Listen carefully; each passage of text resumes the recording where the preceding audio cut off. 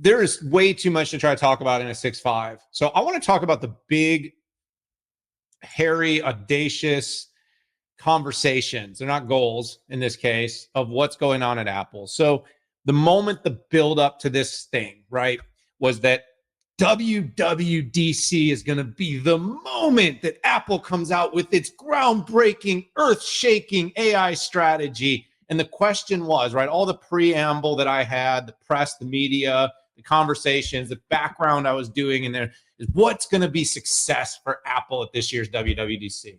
Let me tell you what I thought.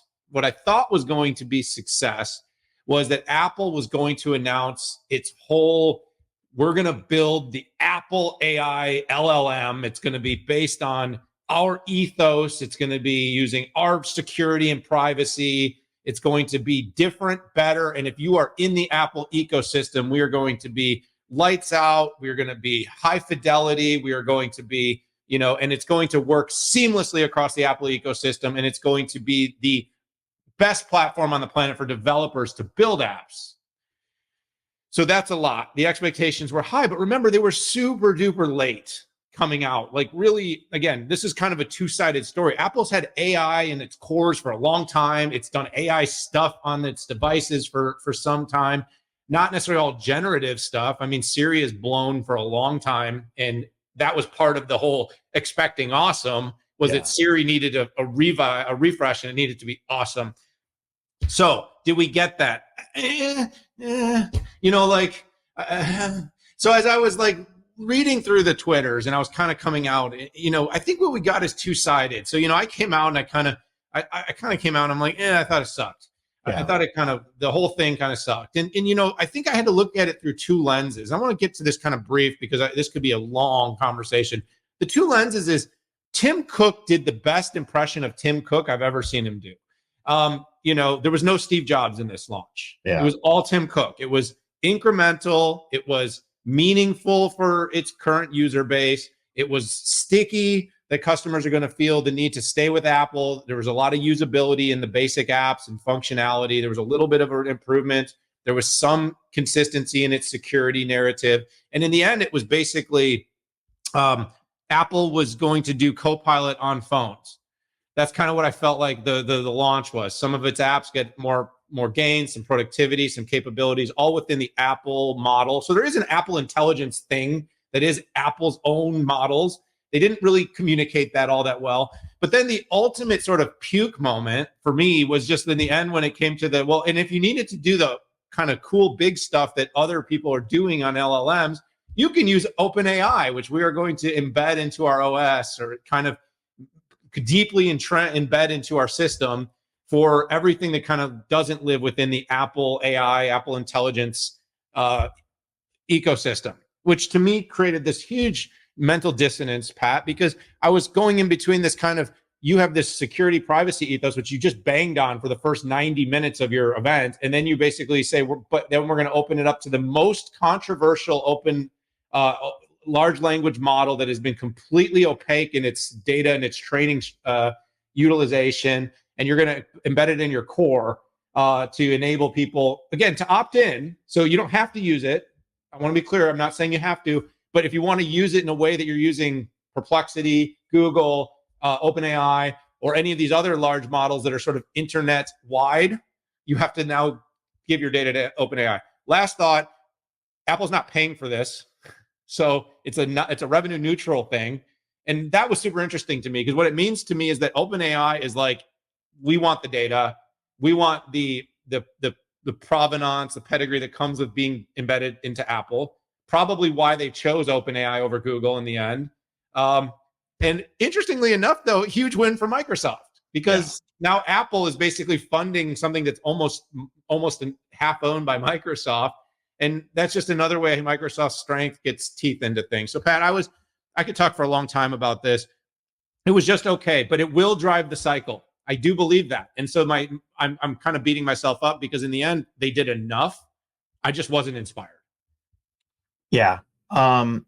So I want to talk about what I had said moving up to this. And, some people tell me I'm negative on Apple, and I'm not negative on Apple. I just expect a whole lot from them. And I was basically doing consumer devices 30 years ago. And I think that they have to be held to a different standard. So what I did say about Apple, and this was probably a year ago, is that I've been calling an AI smartphone super cycle forever, with the caveat that Apple, Samsung, and Android don't screw it up. So what did I mean by that? First of all, super cycle doesn't mean that everybody goes out and replaces their phones. It might mean you take a 4-year replacement cycle and shave off 6 months. That is what they did. That's what that was. So if I look at kind of what I expected versus what happened, I measured it on 3 different things. First of all, them delivering a radical experience improvement to incent quicker upgrades. And what we saw in the stock market isn't necessarily indicative of what's going to happen.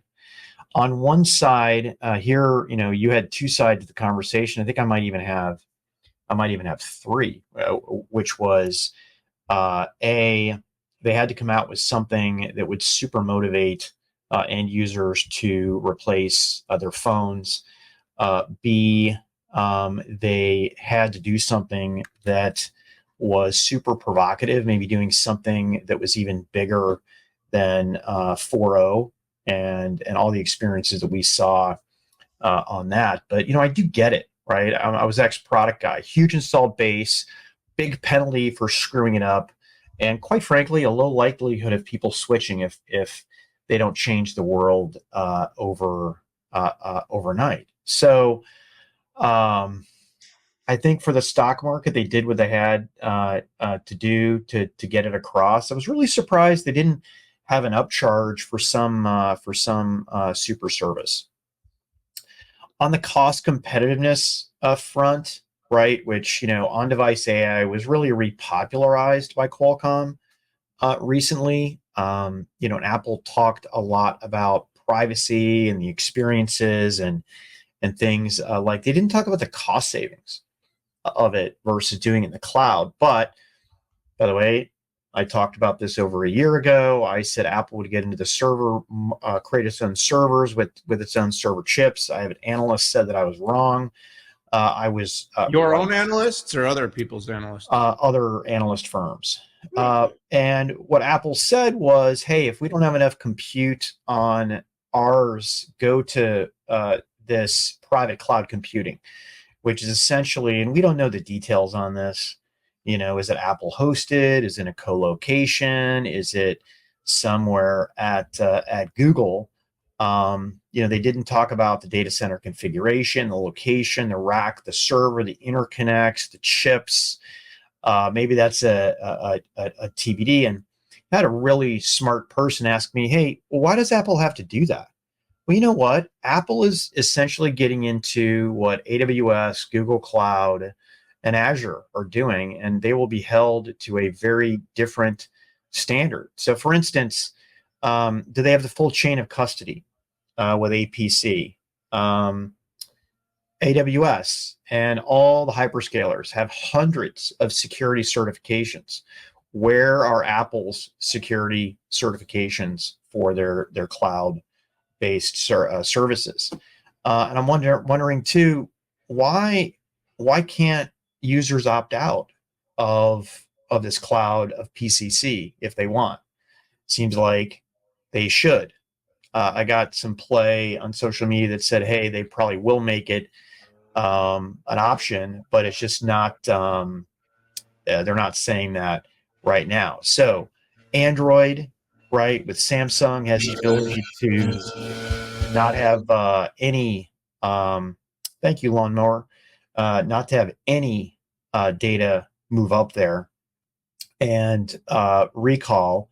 And yeah, I'm very current on what's going on there. Recall doesn't communicate with the cloud. So I think Apple should probably do this. And one thing that's kind of like the final thing I'll say is what's kind of grating on me. If 99% of Apple intelligence is running on internal models, why do you need to use ChatGPT at all? It's not like those internal models can be dumb and they can't comprehend any of the outside world.